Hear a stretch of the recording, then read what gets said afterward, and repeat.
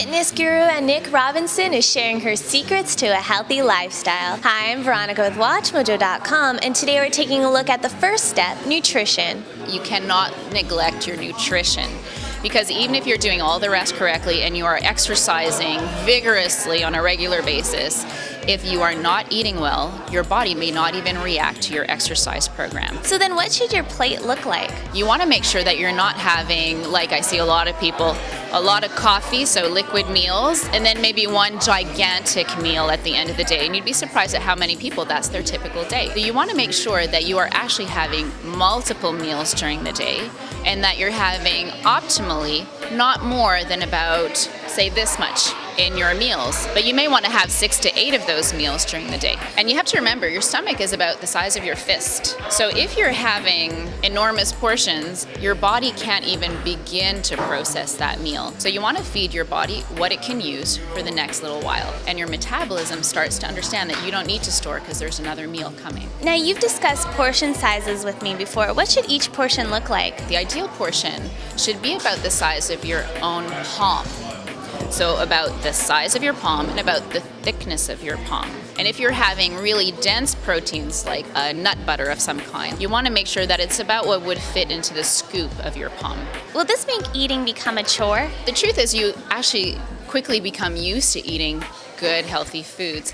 And sometimes when you're eating all these chemicals, you actually numb your palate. And when you stop eating bad foods, it's like your palate recharges itself and you start appreciating good foods in a different way. Does that mean you won't be able to go out with your friends to a restaurant? What you want to avoid are very rich sauces. You want to avoid the foods that are heavily transformed, like pastas and things with potatoes and things that are fried. And I have a trick for my clients, is I make sure that once they walk into a restaurant, no matter what restaurant it is, that they already know in their mind what they're going to order. So most of the times I don't really look at the menu.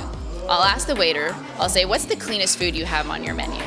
Do you have something that has a lot of greens and maybe a nice portion of lean protein? And most waiters will say, oh, we have the most wonderful fish that just came in. And then I don't need to look at the menu and get tempted, because most people have great intentions and then they get sidetracked by impulses. Now, there's everything organic today. Does that mean organic junk food is a healthier option? Well, you might think so, but really, organic junk food is junk food. So if you have organic chips, they're still chips. If you have organic candy bar, it's still a candy bar. Now we're at Vic Market, which is an organic bistro. Can you show us what types of food we'll find at a place like this? Absolutely. In fact, some of my favorite organic food is right here. So let's talk about some choices most people have to make on a daily basis. You come up to a lunch counter and you have to make your choice. What are you going to have for lunch? So for example, if we take this selection, we have some beautiful organic salmon. And then so I want to have about this much protein in my meal, and I want to have about a handful of vegetables. And look for something like this, bright green organic broccoli.